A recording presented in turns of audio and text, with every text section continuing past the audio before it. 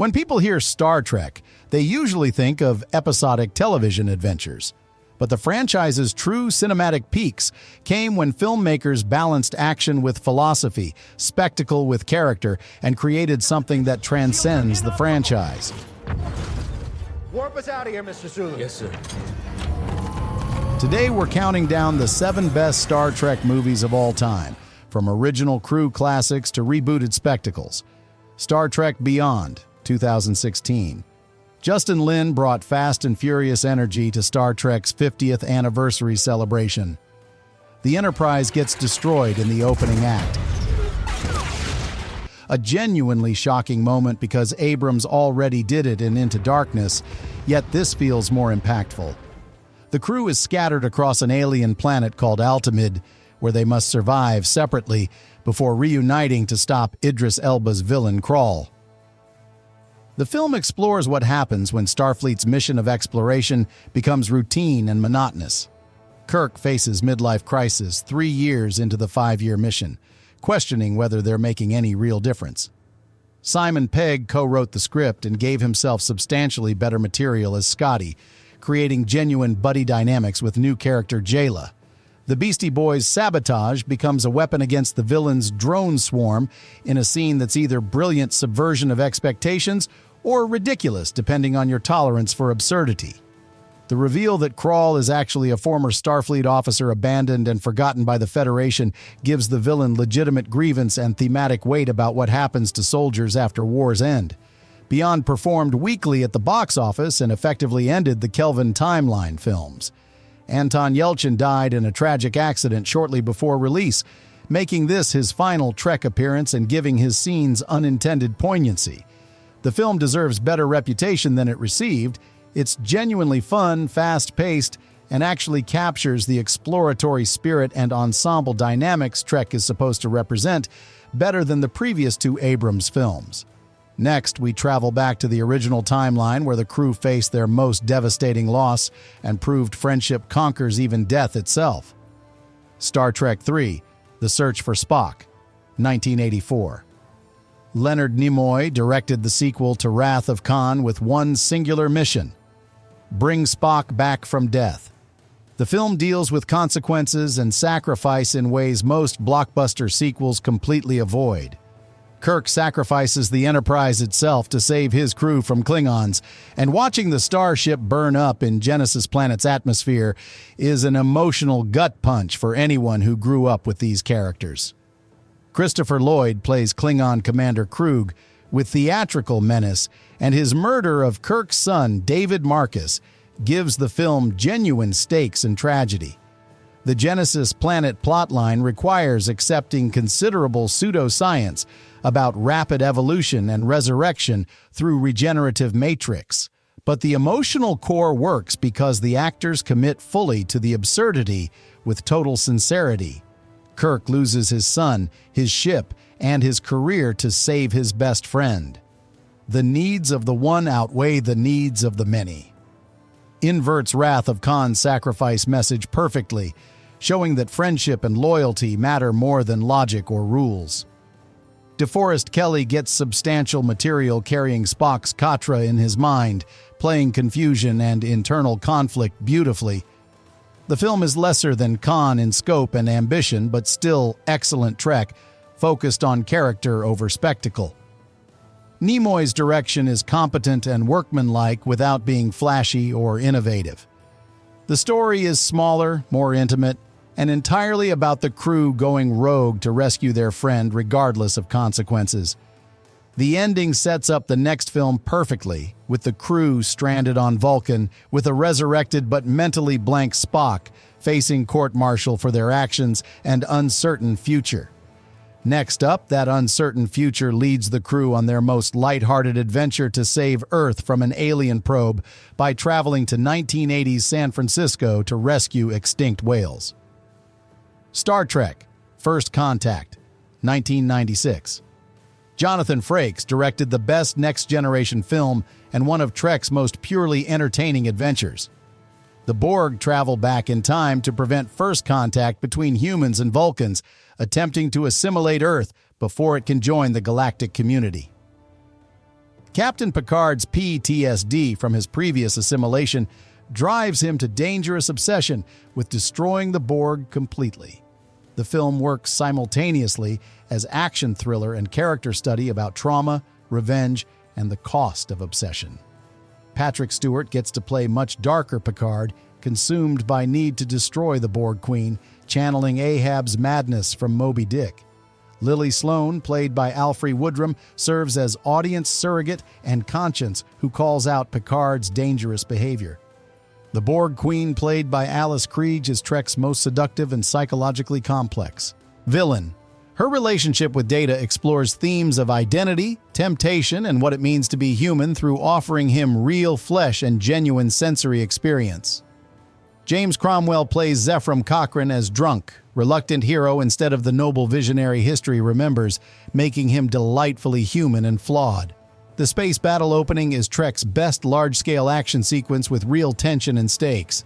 The film made the most money of any Trek film at its time and appealed to audiences far beyond the established fan base. Frakes balanced explosive action with the philosophical questions Trek demands. The ending with Vulcan's landing after detecting Cochrane's warp signature and humanity's future beginning is optimistic. Trek at its absolute finest, reminding us why the franchise endures.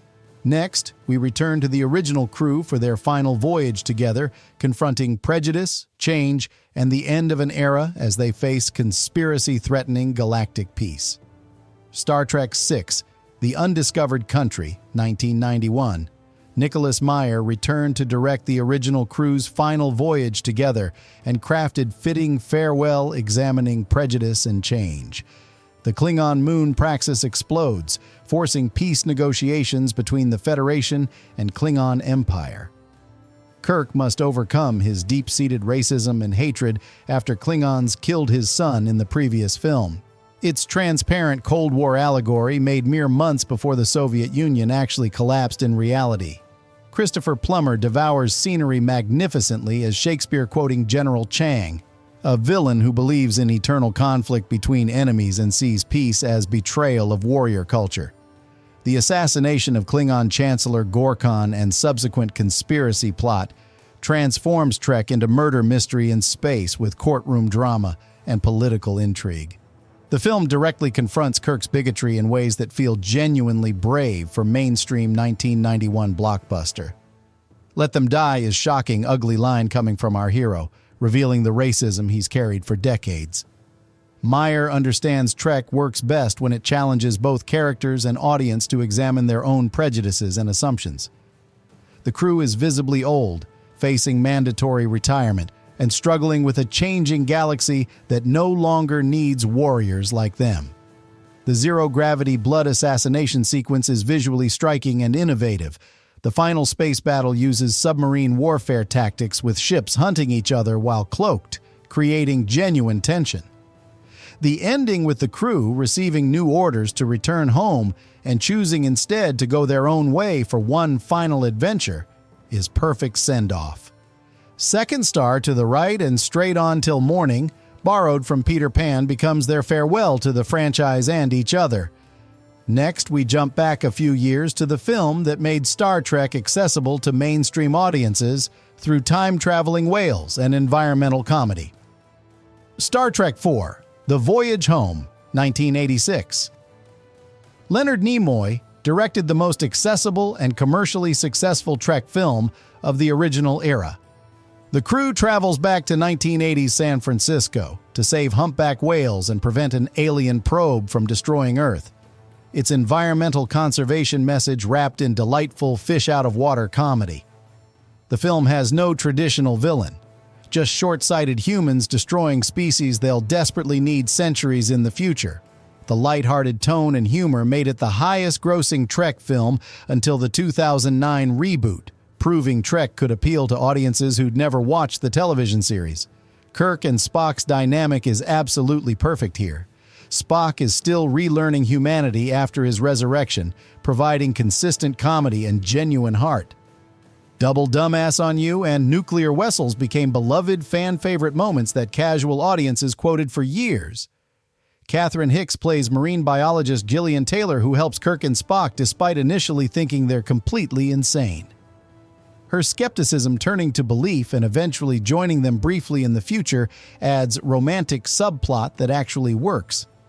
The time travel mechanics are completely hand-waved and scientifically nonsensical. But it genuinely doesn't matter because the film works perfectly as comedy, adventure, and environmental parable. The premise of stealing a Klingon ship to bring extinct whales to the 23rd century is absolutely ridiculous, but the cast and crew commit to it with total sincerity that makes it work beautifully. The ending where Kirk gets demoted to captain but keeps his crew and gets the new Enterprise A is earned happy resolution after 2 films of sacrifice and loss. Next, we leap forward to the film that rebooted the entire franchise for new generation while respecting everything that came before. Star Trek, 2009. J.J. Abrams rebooted Trek for new generation and somehow pulled off the impossible.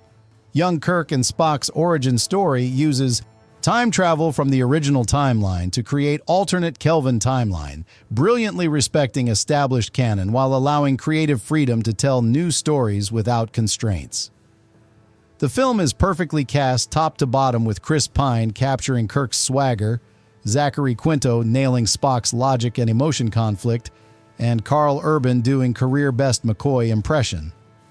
Eric Bana's Nero is admittedly the film's weakest element as villain, but the character dynamics and relationships carry absolutely everything.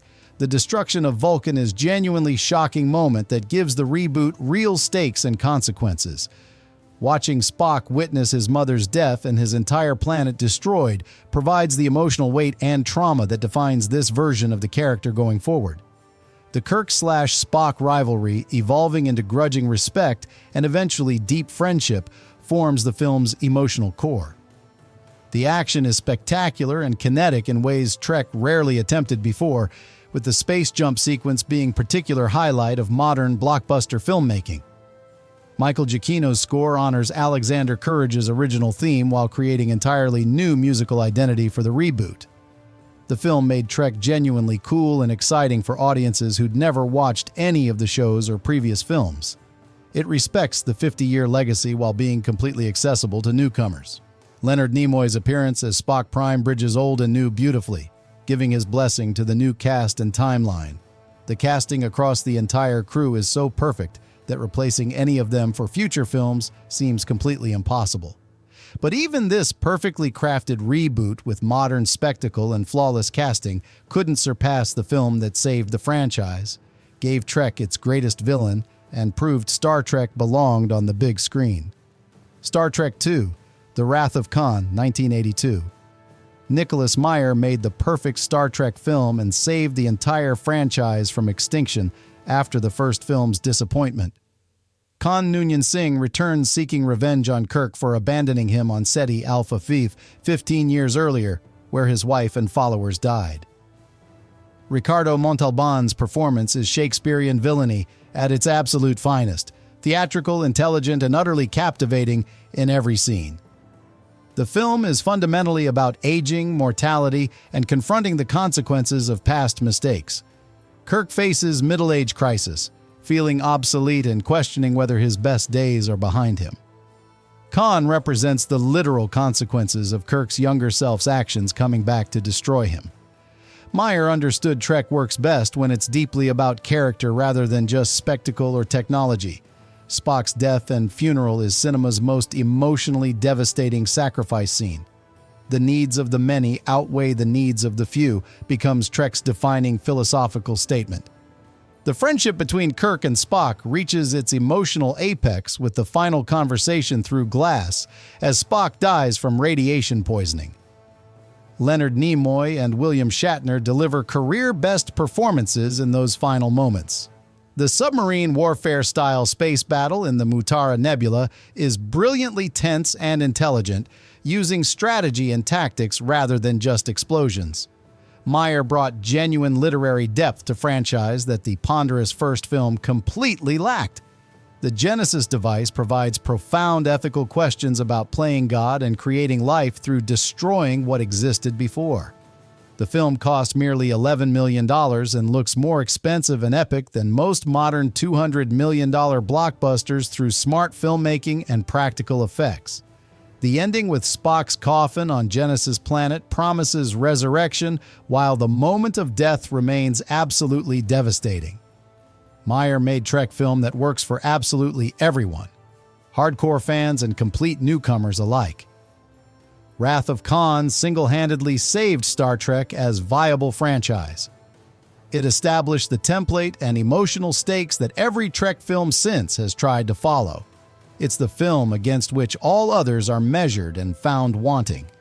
The friendship between Kirk, Spock, and McCoy becomes cinema's greatest portrayal of found family and loyalty. Nicholas Meyer understood Trek's heart as human relationships, not technology or space battles. It's not just the best Trek film ever made. It's one of the best science fiction films in cinema history, proving that character, emotion, and ideas matter more than budgets or special effects. Which Star Trek film is your absolute favorite? Do you agree that Wrath of Khan is untouchable at number 1? Which film do you think deserved to be ranked higher on this list? Drop your answer in the comments below. Hit subscribe for more definitive rankings and deep dives into science fiction cinema. And smash that like button if you agree that Nicholas Meyer's masterpiece remains the gold standard every Trek film aspires to match. Thanks for watching and live long and prosper.